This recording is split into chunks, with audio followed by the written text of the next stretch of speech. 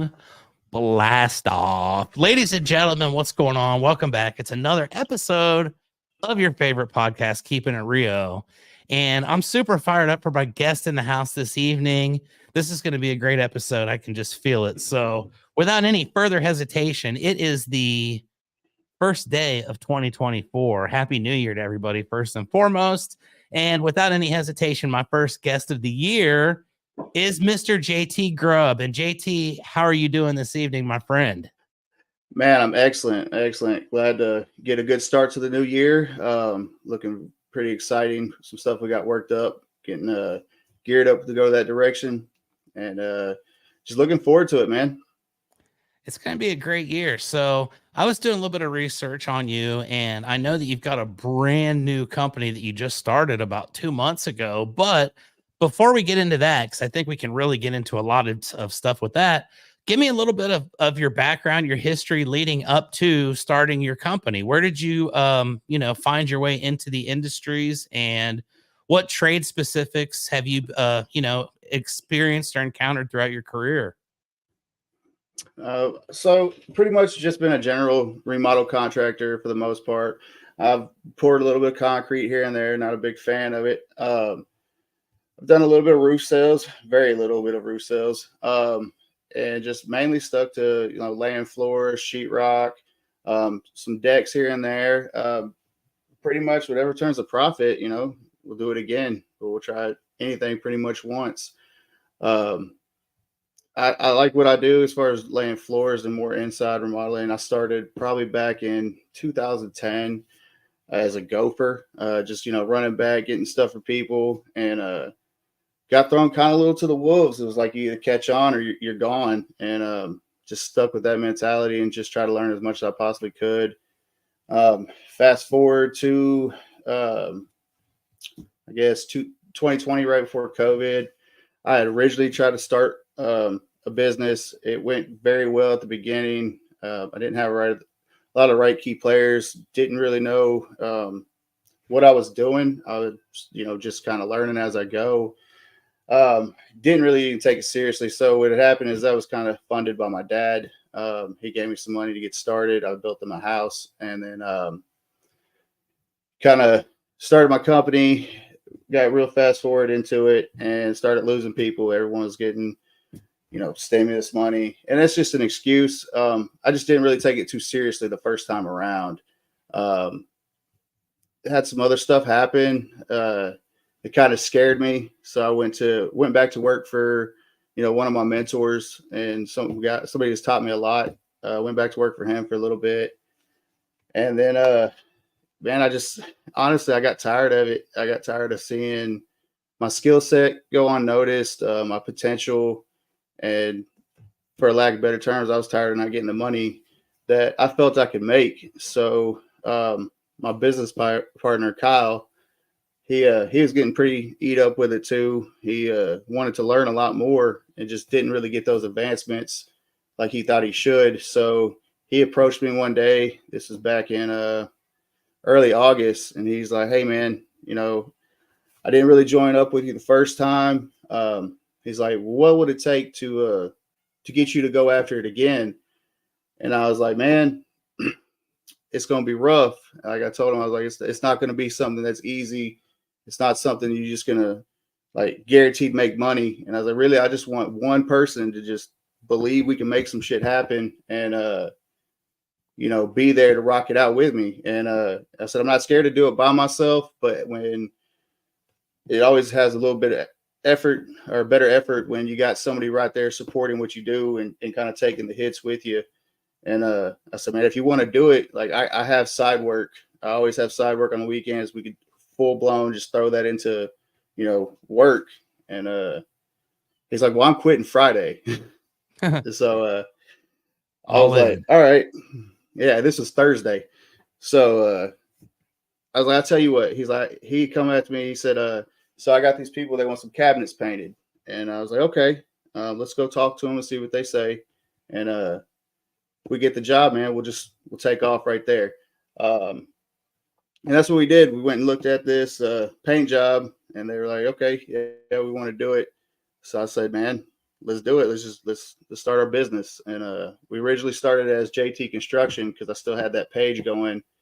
And he went and bought a 16-foot box trailer for tools to go in, and we went and knocked out that. We did a bathroom and just started gaining momentum and more momentum. And so we're like, let's do this legit. Let's get the LLC going. Let's build some company credit. Let's start getting all these things aligned to actually do something really, really big. And we're building our name. We're getting there. That's where we're headed. Heck yeah, man. I love this. So I want to go back to the very start there where you get first into the trades. And like you said, you're a gopher. Like, I think that aspect of being in any type of business and being the owner specifically of a roofing or a remodeling or construction type company, I think being in those kind of roles is super important because you understand what everybody on your crew is going through all the way down to that guy because you started as him. You're not coming in, like some dude that's got a college degree that's starting at 25 and he's coming in to tell you what's up. You understand because you've been there, you went through it. And for me, it's a very similar thing. I started off as a delivery guy and I delivered shingles and I roof loaded houses for 15 years with a conveyor belt truck, and through that you realize, okay, I've been on a lot of construction sites. I've seen how hard these guys all work. I see how dangerous it is. It gives you a different perspective and a respect of the trades in general. And I think that with that respect, you can find people that are going to come to you and they're going to be more drawn to you because of that. And they're going to say, you know what, here's a guy that gets it. He's not just a boss type dude, but someone that's actually been through and has put in the work. And I think there's a lot of value to that. But I always like to ask a question to people who start off, as the gopher. I was the delivery guy. What was the most crazy thing that you were ever tricked into doing in your early days of the industry? Because I know it happens to everybody. And was it like a shingle stretcher, or did you have to go find something in the basement, or what was the worst trick that ever happened? And then we'll go into like some more modern day stuff. So the best one really wasn't for being a gopher on a construction crew. I went to the oil field for a little bit, and I was a floor hand on a casing crew. Well, first day on the job doing that, and the pusher, he's like, "Hey man, we can't unlock the V door. Can you go get the V door key?" And so I'm like, "Yeah, where's it at?" He's like, "I don't know." He's like, "Go ask such and such down in the tool shack. He'll let you know." So I go running down there. I'm excited. I'm like, "Yo, man, I'll get to do something. I get to earn my keep." I'm like, "Yes." So I go down there. I go inside. I'm like, "Hey, man, I need the V door key." And he didn't miss a beat. He said, "Hey, man, you see that door down there in that last building right before you exit the yard?" I'm like, "Yeah." He said, "There's an old guy in there. He's got it in his pocket. Go ask him for it." So I'm eager. I'm happy. I'm like, "Yes, man, here I go. I'm going to get to earn my keep today." And then I walk in his office and he said, "I hope you may have to edit some of this out because it gets a little graphic, but I'll try to tone it down just a little bit." Don't worry about it. He looked at me with the most hateful look and he said, "What the fuck do you want?" And I said, "My pusher sent me up here to get the V door key." And he just started laughing, just hysterically laughing at me. He said, "Man, get your dumb ass out of my office. There's no such thing as a V door key." And man, I was so embarrassed, man. My face was as red as my hat. And I just go back up there and it pissed me off. Really, I was like, man, I didn't want to talk to nobody. I was humiliated. I was sitting there, bringing pipe up, just wanted to hit somebody with it.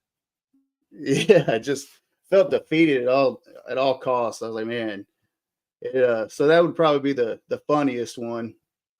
But I've been sent that's for pretty good. You got to admit, years later after the fact, it's like, all right, that was pretty slick. Like everybody was in on it. So it wasn't like that was the first time it ever happened. Like they had it pretty much down to a routine by the time you got there. And what were you to do? Yeah. It was a perfect concert. So it happens. Yeah. So let's fast forward now into, modern times. I love what you said about, wanting your work to be recognized, wanting to be able to do something bigger. And you decide, jumping in, here we go. Now, Yeah. I've So done this I've done this a few times, and I understand, it's not the most like confidence boosting activity sometimes to start a business, to go out on your own and, be the one who's going to be the head of the entire organization. So, tell me a little bit about it, especially going from a role, early on in your career, learning the trades, being skilled at labor, and being one of the guys who can put stuff together on that side. It doesn't always transfer over to the business mindset. So let's talk about it, JT. How's it been for you as far as that transition from being a laborer and in the field all the time, which maybe you're still doing that, but also having the other hat on now and having to be much more mindful of the bigger picture? so it's stressful at times. I mean, but when you're sitting there chasing it down, it's not about today or tomorrow. It's the end result that you just got to keep in mind with it. And like I said, we gained some heavy momentum right out the gate, and we did some great numbers for just shy of 2 months. I mean, cashed in a little over 36,000 in revenue. It was great. It was Momentum was going, and then we hit a brick wall there for a little bit. We got slow. I didn't have the four guys I had with me. Two of them went other ways, and they went back to just me and Kyle. And we got beat up on price pretty bad through December. Of course, we agreed to it, so we had to keep our word and make sure we still did it. But yeah, we definitely hit a brick wall for a little bit, and that's what my post earlier on Facebook was about. Like, going into 2024, I'll go work for somebody else before I lower my price, because all that is it's reducing my value that I'm not willing to do. I'd rather put a quality product out and do it for the price that I know it deserves than to do it for $1 less. Yep, man. Amen. I cannot say how much I love what you just said, because it's true. You do devalue yourself in that situation. And I tell my guys when I train sales reps, the worst thing you can do is drop the price, because as soon as you do that, it sets forth all these things in the homeowner's mind and the client's mind of, well, wait a minute, number one, if you're able to drop your price like that just because I bitched about it, were you taking advantage of me before? Like, how much were you actually making on me if you're willing to just do that? And then from that point, you've lost all credibility and you really find yourself in a dangerous situation, especially as a new company. And I'm kind of getting the feeling that this is something that you've experienced just by the way that you said that with such, passion. So let's talk about that. Have you found yourself in situations early on in your career with your new company where you've had to underbid something knowingly and it's come back to screw you? Oh yeah, so it's not necessarily come back to screw me, but it definitely did put the level of profit margin that we were looking for, and basically barely did pay for me and Kyle. We have a set salary we like to aim for every week, as a minimum, really. That's what it takes to keep my household going, his household going. He's got a family, I got a family, so we have a minimum that we like to keep. And I think I bid jobs very accordingly to the value we bring. And through December, we kind of had to, they're good people. I'm not going to say they're not good people. They're great people. Everyone's trying to get the lowest price they can, especially when you're in a house flipping business. So, I get where they're coming from. And so I did have to, drop my price in order to just gain a little momentum through December. And the whole time I was bitter about it. I didn't like doing it. I was appreciative to have the work per se, but I was like, man, I'm bringing a whole lot more value than I'm getting paid for. And I don't feel like I should do myself like that. And I really shouldn't do Kyle like that either. Like, he looks for me to make sure that I bring the pace, and I set, the goals for us to knock out. And if I, challenge myself or contradict myself or drop my value, then that's not good leadership that he's, going to be comfortable sticking out with. So, I mean, that's where that comes from. I'm not going to do that to myself anymore. Hey man, that's the most valuable lesson you can learn, and you learned it early. So there's nothing but bright skies ahead for you on that, because It's the worst practice to get into. And a lot of people, when they get started, you have, like you said, got a family, got two families that your company is trying to support right off the bat. And dude, that's a lot, man. That's a lot to have on your plate, to have to worry about making. You've got families you're trying to feed, trying to pay the bills, you're trying to grow your business at the same time. You're going through all these uncharted waters. You've never been through this journey to this point, and you're going to learn a lot of lessons along the way. So let me ask this: when you guys got everything situated, you realize, okay, we're going to do this, we're going to make this company, it's going to be our thing, we're going all in. Then reality hits, right? That's when all the real stuff that you have to spend money on, that you have to spend time, that you have to spend energy just before you're even able to conduct business. Not to mention your websites, your marketing, things like that, but going through the process of, getting your business legal, getting yourself situated, and being able to understand. Tell me a little bit about what it's like as a guy who's never gone through that before to this extent, with your buddy, who I assume probably is in the exact same boat. So how do you guys navigate this and figure out exactly what you need to do to make sure that your company is going to be safe and that you're going to be able to build something that's going to have a solid foundation? Um, so actually, he kind of was already in the process of doing something to help himself sustain and actually help the company grow. He actually sold his house for an increased profit, and that allowed him to, I guess, take more comfort in himself because he has got a lot of cushion now to allow him to do that.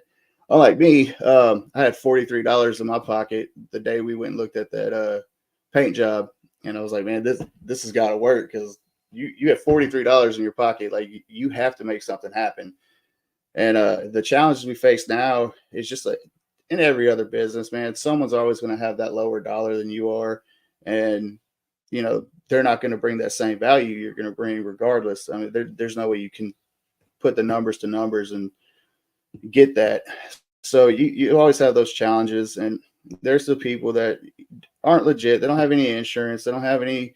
They're not LLC. They're not established in their name, and not setting themselves up.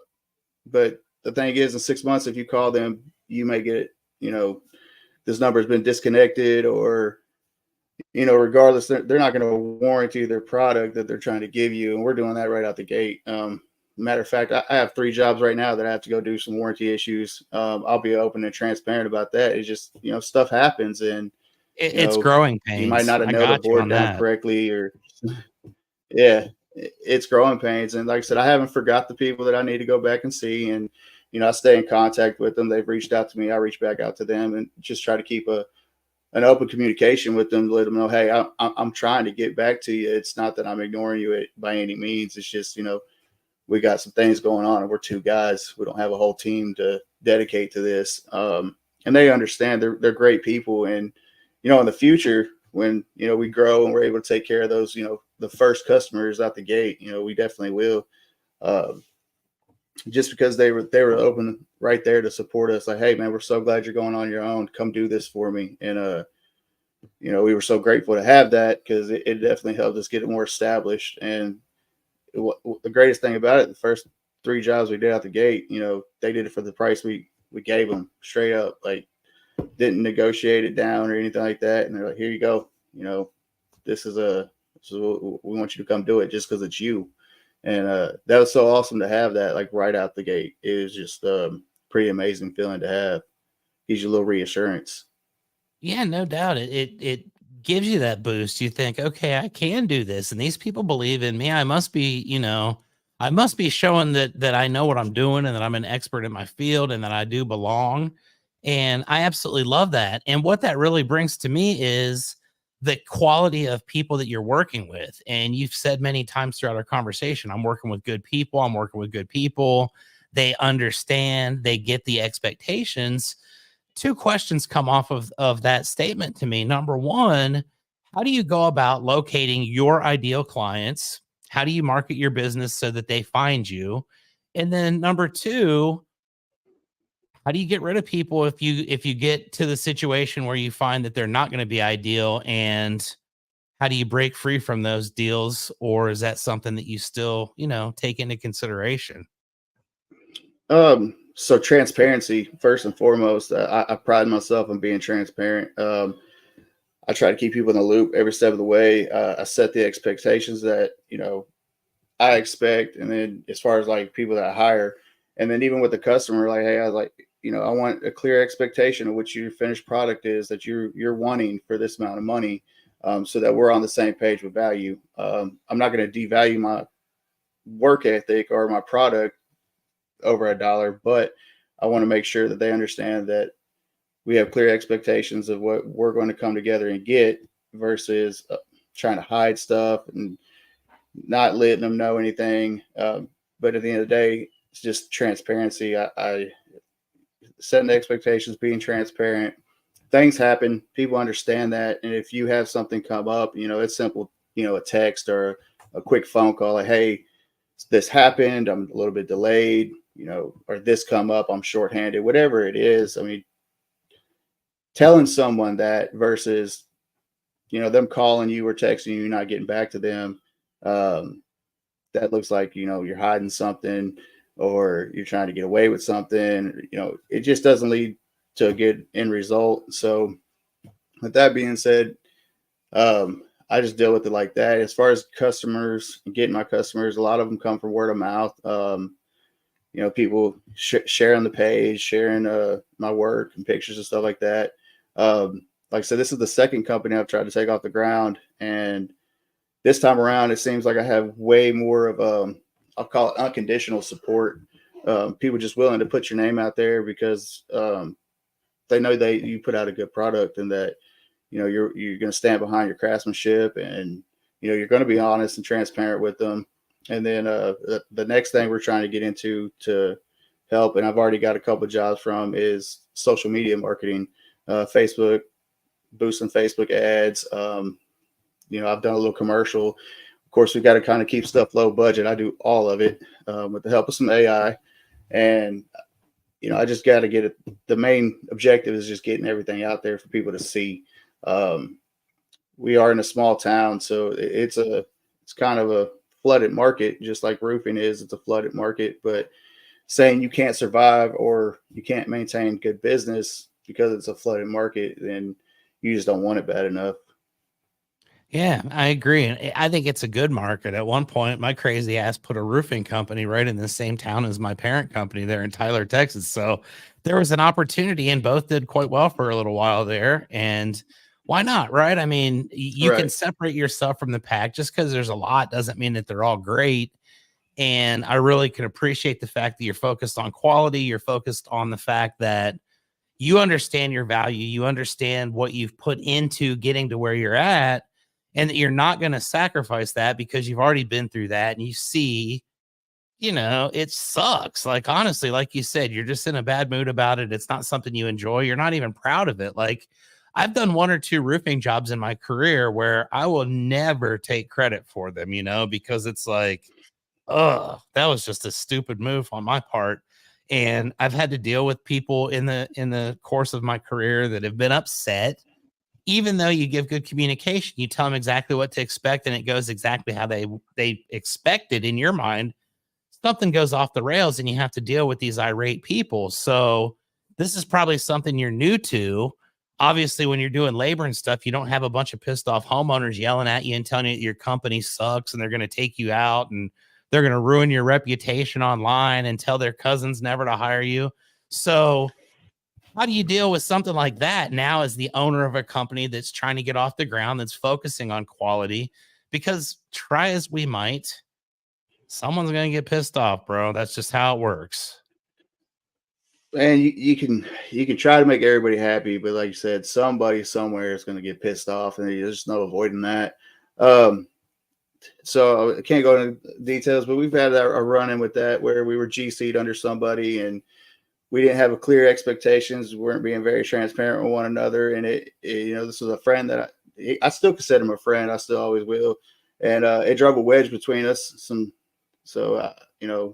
Kind of lost that friendship, that bond we had. We're not as close as we were, but first off, we probably should have been a little more transparent with one another, and he's growing a company too. He's out there trying to get it, and we were both under a lot of stress and a lot of pressure, and we were trying to help somebody out mutually, and it just ended not great. And if I could go back and redo some stuff on it, I definitely would.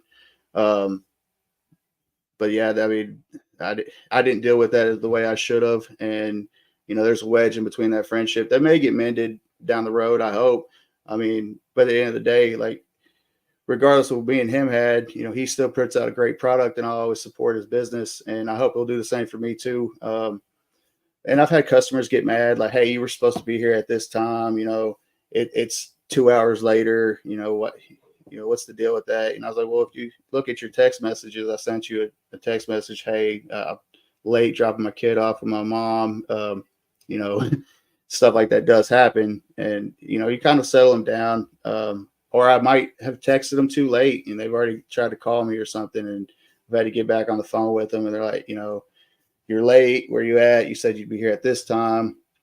Da da da da. What's up with that?" And you just kind of got to reassure them that hey, I'm a human being. I make mistakes. I'm sorry. I'll I'll try not to let this happen again, and just move forward with it. In my line of business, people are paying you for result, and the result would, finished product and the time you said you're going to get it done at. That's what matters the most in what I do. So just keeping transparency. I mean, it just goes back to that too. Just avoid, hiding stuff, or, not keeping your word. As long as you try to do that, man, it'd be honest with people. I don't really have any too trouble with that. Yeah, and I think most people just appreciate the fact that you're open and you say, "Look, here's what's going on." I mean, if it becomes a habit, obviously, then it can become a problem. But that's not something that you ever go into business and think, "Okay, well, I'm going to be late for every appointment and all that." And it's probably a rarity, For me, I'll send a text if I'm going to be a couple minutes late, just to let people know. And that's one of those things, but people can get unhinged over stuff like that sometimes. And having to face that is it's fun, right? It's just part of the deal. So you had a few other guys with your team. You mentioned you had some guys that were coming in that were doing some work with you, that were making things happen, growing your team, and then suddenly those guys are no longer with you. And this is one of those things that happens in all the trades where, you hire a bunch of guys, you train them, they go out and do their own thing, or they find another opportunity that's better in their mind or whatever. And then you're starting back at square one basically again. So let's talk a little bit about that aspect of your business and what your plans are moving forward as far as continuing to grow your company. You mentioned that you want it to, be something substantial. You want something that people are going to know and are going to, call and have top of mind awareness. If it's just you and your buddy, that's going to be almost impossible, really, in realistic terms. So, how are you going to go about finding the people that are going to fit your culture, that are going to fit your team? And what do you look for in those types of people that you want to bring into your organization at this point? Well, all right. So stepping back to the people who have come and gone on this journey. So we have one kid. He's 21. He really does shutdowns at power plants, but when he's in town, if we have work, he'll come help us out. And we love him. He's a good kid, man. He does whatever we ask him to do. He's willing to learn. But he's got a big jacked up truck, and he's after dollar signs right now that we don't have the means of paying him to match that. And that's what I told him. Like, man, you're young. Go out there and get that hard earned money like that. And, when you're in town, I got a spot for you. And when you're ready to stay home, I got a spot for you. We'll make it happen. And he'll end up doing that. And then we had some guys come and go that just generally didn't want nothing but a job. And, we had one guy, he worked 2 days and didn't show back up. I had to track him down to pay him. Nice. That's something most people wouldn't do. I want it off my books. I don't want to hold someone's money and, them go out and say, "Oh, he didn't want to pay me. He held my money." I'm not like that. That's You'll one get thing I there also anyway at some point, trust me. That's Oh, just every the way time, it man. works. Oh yeah, I understand that. So we look for people that are, at least got good work ethic. I'm pretty lenient. All I want is a hard day work out of somebody.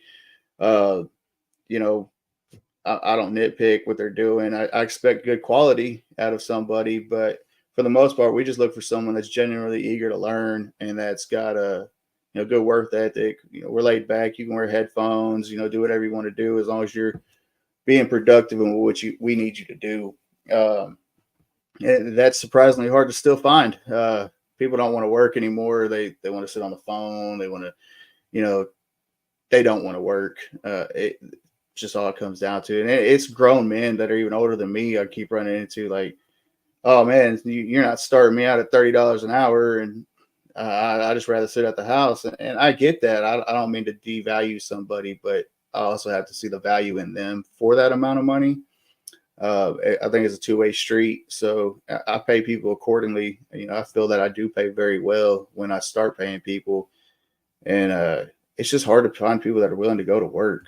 And that is so true, my man. It just kind of is. It's been getting worse over the last 5 years or so. And it is what it is. I mean, like you just said, if you can make money just to sit at home and, who am I to hate on that? I guess it's not my nature. I'd never do it, but I guess, if you could do it, I could see how that could be an appealing life to some, but getting the right people, finding them, having people with work ethic to come in and perform jobs for you and do, the production side of your company.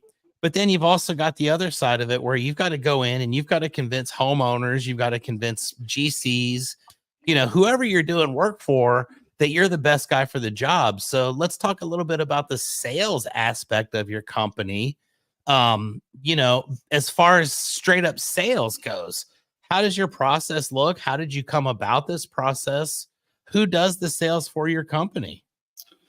So I do the sales for the company also. So basically, we're still trying to find our groove into the best sales strategy. What we're going to start doing pretty much today. We're on it right now. Is keeping a log, keeping a journal. Like, hey, we got to the job at 8:00. We set tile from 8 to 12. We went to lunch from 12 to 1. We got back and we finished out the tile. However many square foot it would be at 6 o'clock, 4 o'clock, whatever it is. And then that way we can go back and take that and add that or divide it down to, square foot. Like we can cover this much square foot in a day and then, do the math on how much we want to make per day and how much we want to put in the company per day. And then, multiply that through the week and then month and year to kind of get an straight off the, out the book square foot price. Like you want, vinyl flooring in your house. Well, it's going to cost you $2 a square foot to lay it. It's going to cost you $1 a square foot to remove the old flooring. And we're going to charge you $1 linear foot to put quarter round down. Like it's cut and dry. That's our price. That's what we'll do it for. And we're working on, we have our square foot price in place now. We're working to get like our paint square foot price and our decking square foot price and our, turnkey. If we do a whole house, what's our turnkey square foot price. And, right now we're doing basically collecting the data on that to move forward, to see what we need to do to progress. As far as the business aspect and learning that, I look to people like yourself, listen to your podcast. I listen to other business podcasts, Andy Friselli's podcast, just different business aspects to kind of get tips and tricks. The business aspect, self-taught as best I could. Nobody really showed me all of the ropes on as far as the business aspect was. Just researching it down to try to get, how to do this next step. What's this, getting opinions, calling old mentors like, hey man, I'm stumped on this. What do I do? Can you help me out?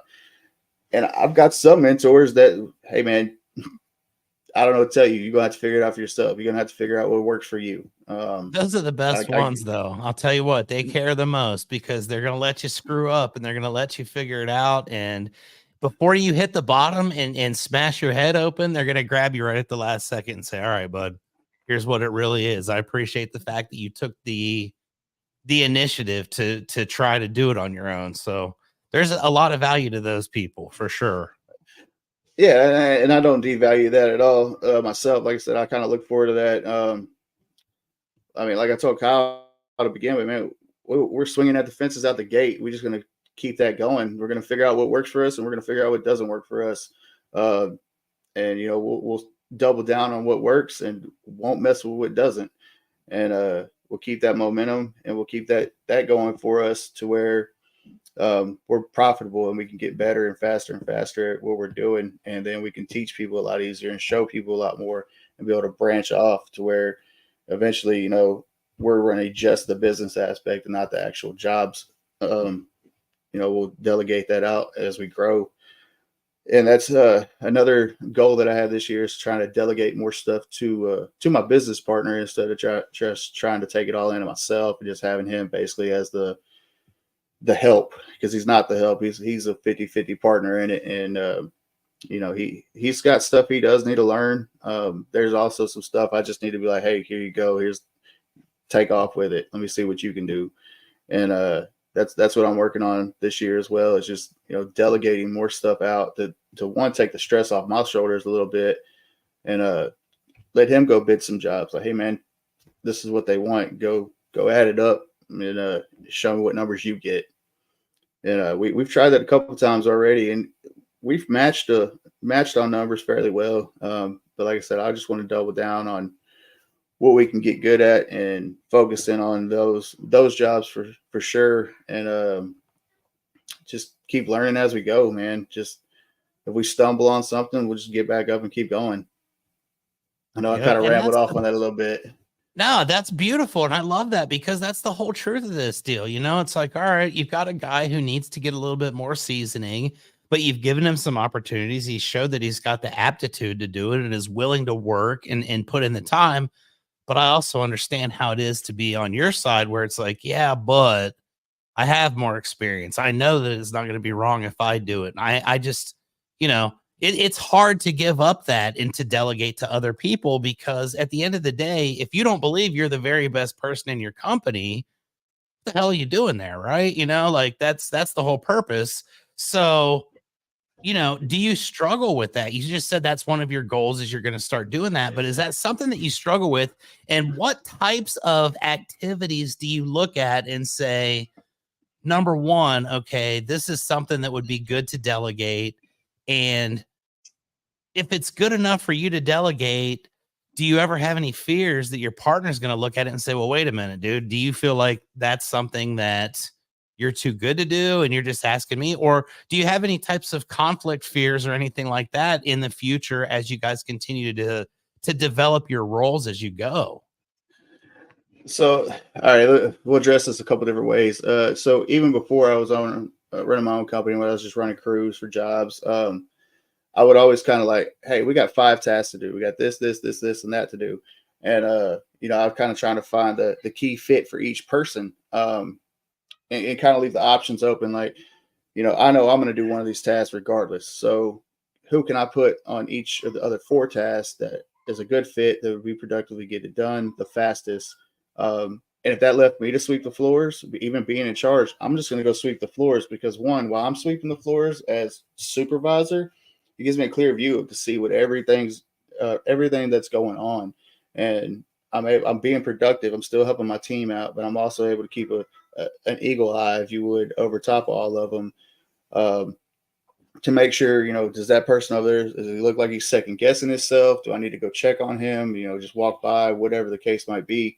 But I think just as a leader, if you have the opportunity to step back and just kind of watch, but not standing over somebody, that way you're there to catch it if it comes a point that you need to catch it.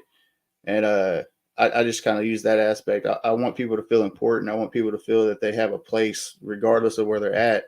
And even trying to advance them, like give them something a little more challenging the next job. Like, all right, well, you went and cut 2x4s the whole day. Now you're going to put them in layout and you're going to frame this wall up, and I'm going to watch you to make sure you do it right. But just that way, it gives them a little more initiative because they know, hey, if I learn more, my stock goes up. I know more, so now I can get paid more. I bring a bigger value to something, and I try to use that approach even with my business partner. Like, hey man, I know how to do this. But, and I'll be blunt with them, like, you kind of suck at this. And Time so to step I'm it gonna let up. you do yeah, so I'm gonna let you do this next one too. And whatever you need me to do to help you, I'll do. Like if it's setting tile, all right, well, you're gonna set the tile, I'll back butter them, or I'll mix your mud up, whatever the case might be. And even he's got strong suits and stuff. He's a little more neater when it comes to setting tile, a little cleaner with it. I kind of get a little sloppy every now and then. Um, so he's got strong suits there too. Like he's got different stuff, um, different approaches to different things as well. And I've learned to kind of step back and see what his approach is. And as long as it's doable and it works, I'll let it go and let it ride, even if it's not the way I want to do it. Because again, it's all about the finished product. However we get there, and be able to eat off on each other. And be like, hey man, how would you do this? Kind of helps us out too. Yeah, I love the fact that you guys are working together because you're building a common goal and you're working together to build your company. And let's talk a little bit about what that future looks like for your company. So, you guys have been doing it for a couple months now. You've got your feet wet, you've made some sales, you've gotten into the field, done some work.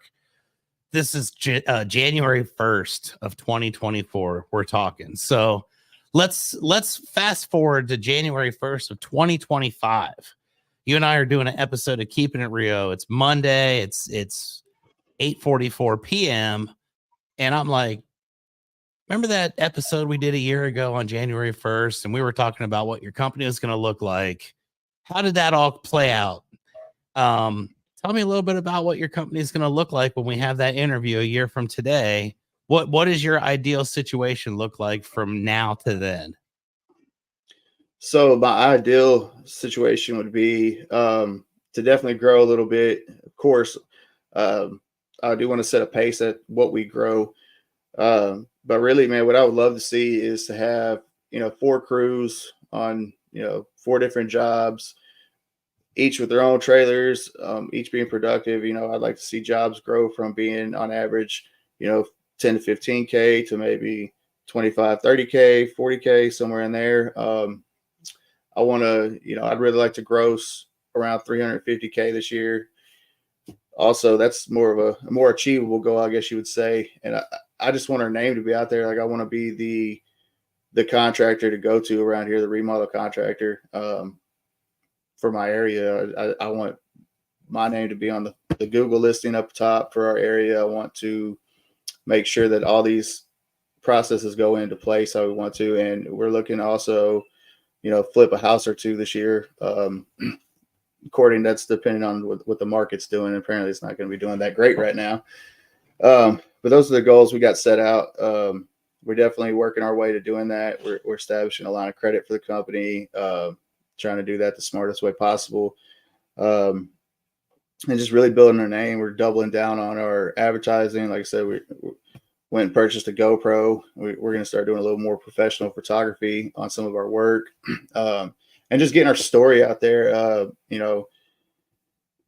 People love the story. Like I said, especially a true story, a success story at that. And then I eventually want to open a different branch. Maybe not this year, maybe the following year, but have another branch, maybe in Tyler or Southeast Texas somewhere, or even towards maybe the Metroplex area. Have another branch out there doing the same thing. I like it, man. Those are big time goals for the year. And I have no doubt in my mind you're going to hit them because you're focused on it. So let's talk a little bit about that plan. You want to get to 4 crews. You want your 4 crews to be fully funded. You want them to have their equipment. You want them to have nice stuff with your logo on it. What does this look like? How do we have to evolve from where we're at right now today to get to that vision that you have in that set time frame?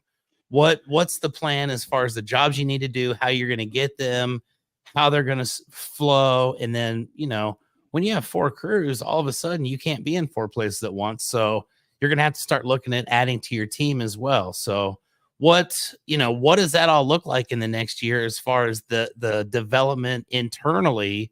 And then also, systems. Do you have the systems in place to scale from a 2-man operation to, if you've got 4-man crews and you've got office staff and all of a sudden you've got 20 plus people, what does that look like? Is that something you're ready to rock and roll with? Well, like I said, from the word go, we've been swinging for the fences and, just put it all into it. No So fears. I love it. just got to keep at it. Like I said, we may stumble, we may even fail, but we tried. And that's just what we focus on. Of course, we would have to delegate stuff out. Of course, we can't be in 4 places at once. So I guess to break it down into smaller, let's just say quarters, by April, I would like to have me with 1 helper and Kyle with the helper doing individual jobs, trying to animate some of the software, use QuickBooks, different stuff like that. I've even done a little bit of research on some AI based, like answering services like, hey, this is select home remodeling. We can't reach you right now. Leave your name and number, something kind of animated or automated, sorry, to kind of help out, take the workload off the having to stop to answer the phone all the time. Cause you have to do that too. Like you have to catch these phone calls or they're going to the next one. They're going down that list on Google and they're like, hey, well, I called select home remodeling twice. Guy never answered.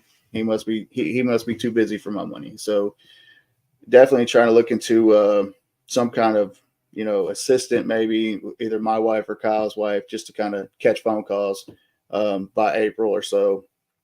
And then, like I said, have him on a crew with the helper, have me on a crew with the helper, and then try to grow them into a good position to maintain some stuff. And then also delegating it out. I mean, if I got the workload to bring in or even sub out, a job to kind of keep the steady workflow, but delegate it out to a smaller company and just oversee it or something like that, or even a bigger company.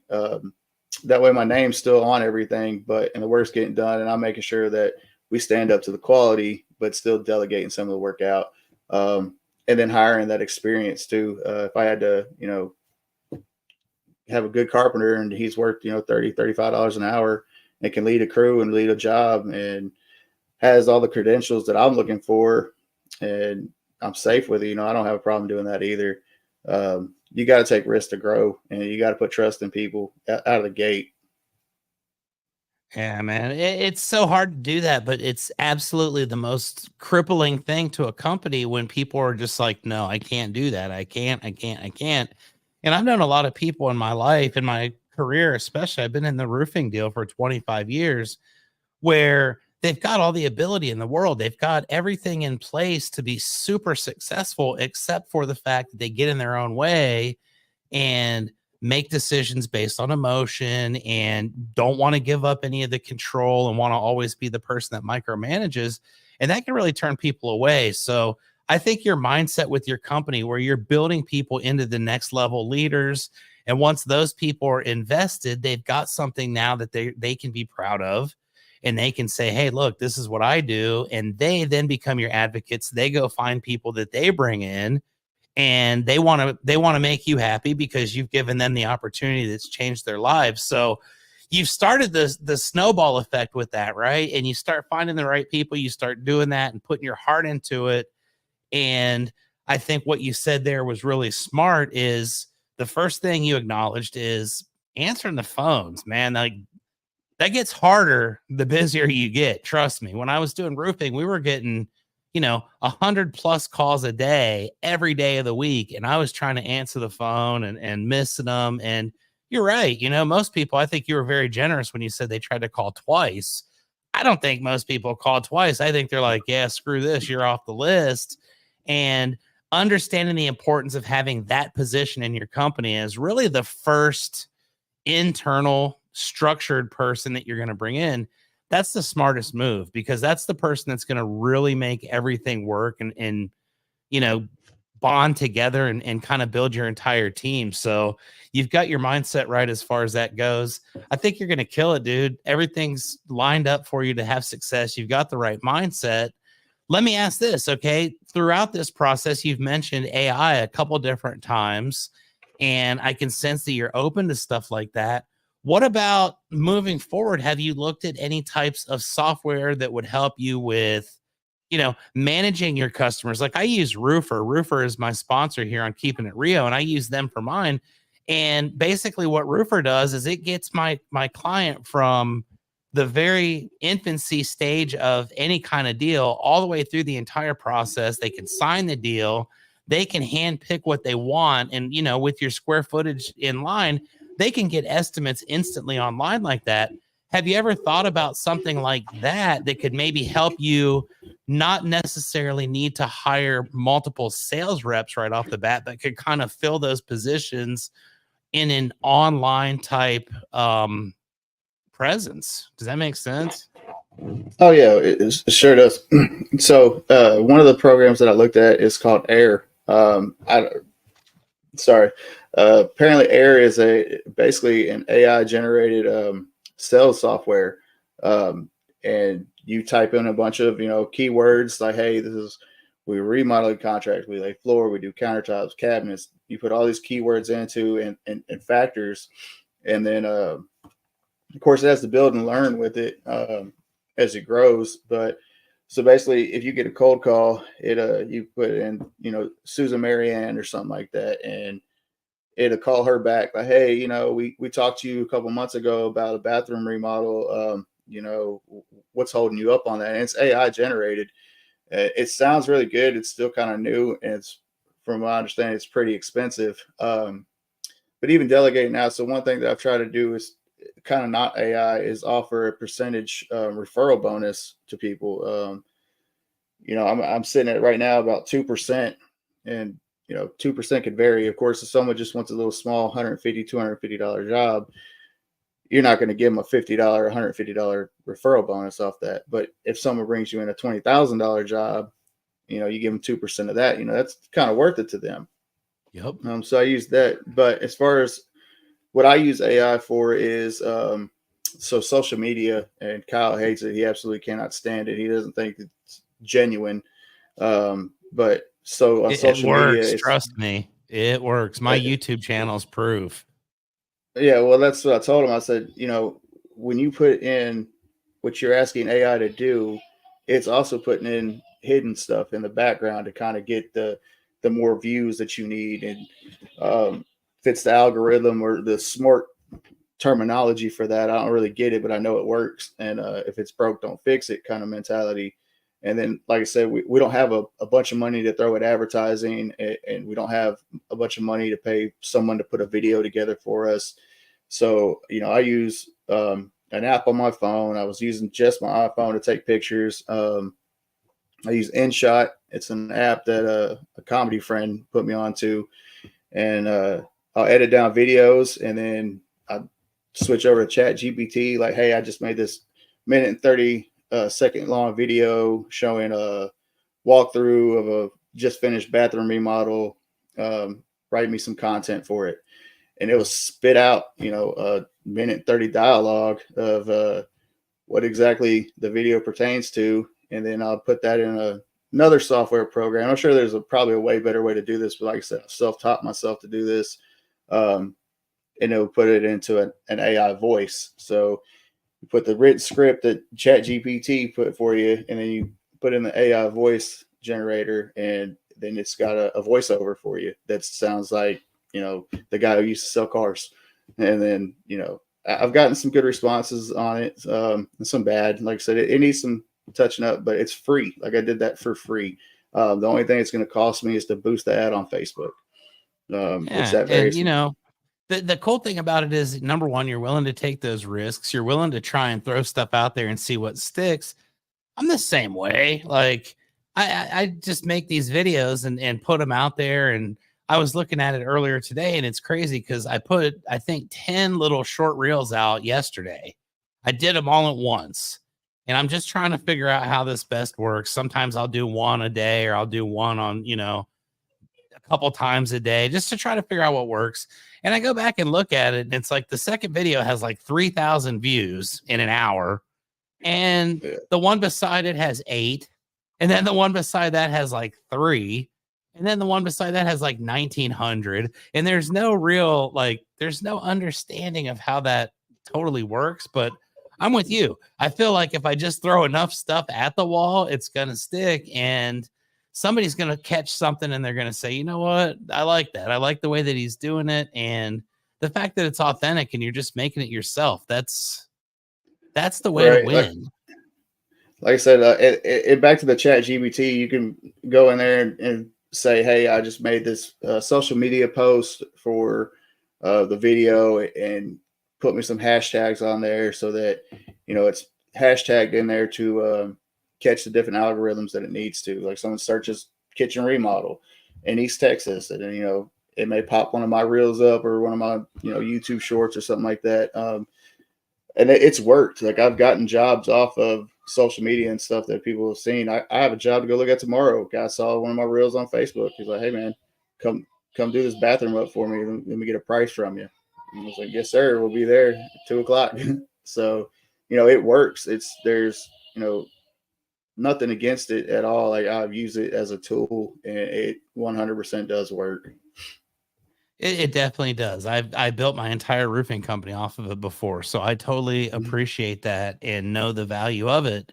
We are coming up on our hour, man. It's been an amazing conversation, and I think that we've got a ton of value out of this. This has been really cool. I always love talking to people as they've kind of started something and they've got a vision for the future and trying to break down how we're going to get to that point. And this has been really fascinating to me. And I would love to hope, I always joke with people that at some point this is going to be seen by millions of people, right?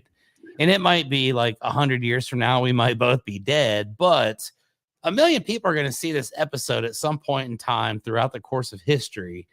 And if they want, number one, let's say they're in East Texas. I got a lot of friends in East Texas, a lot of people that live there and a lot of business associates. Let's say that they like the story, they like what you're doing, they want to work with you. They've got some jobs that they can maybe hire you for on some insurance claims or something. Or there are people that are just getting started in their business, or there are people that have been around for a long time and just appreciate you. What is the best way for them to get a hold of you for business, also to follow your social media as you continue to progress on with your company? So the easiest way to get in touch with me really is by phone. 903-917-8447. We're on Facebook. We're working on getting Google all, dialed in to where, we'll pull up our website. But right now it would be either Facebook or just calling me direct. That works the best. My phone's always on me. Sometimes I get a lot of robot calls. So, Yeah, right. I usually kind of just look down on it, but 50-50. If I don't answer this, it may actually be a real job. If I do answer it and it beeps, then I know it's a telemarketer or something. So just hang up. But I do try to catch every single call that comes across my phone because it may be that next job. I like it, dude. So the floor is yours. We've got a minute and a half to go in our episode of Keeping It Real. I want you to wow our fans. What is the biggest thing? We've talked about your goals for the year to a small degree. What's the number one biggest thing you're going to accomplish between now and 1 year from today? Man, just keep swinging for the fences, man. Try to hit that home run.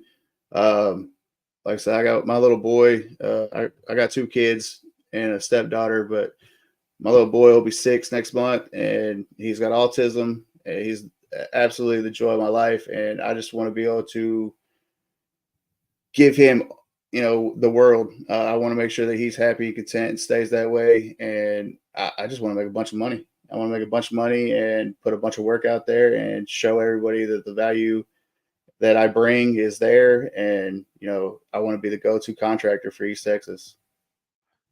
There you go. The man knows exactly what he wants, and he's got the perfect reasons to make it happen. So, JT, man, I appreciate you so much taking the time. Happy New Year, my man. You're the first podcast episode of 2024. I'm on my way to 250 episodes by the end of the year, hopefully. And this was really a lot of fun. We'll do it again sometime down the road, and we'll have some good laughs about how this was when we first got started with it and how things, how things look a year down the road. So thank you for taking the time. Thank you again to everybody for watching. Thank you, number one, first and foremost, to my sponsor, Roofer, for all you guys do. And until next time, thank you guys.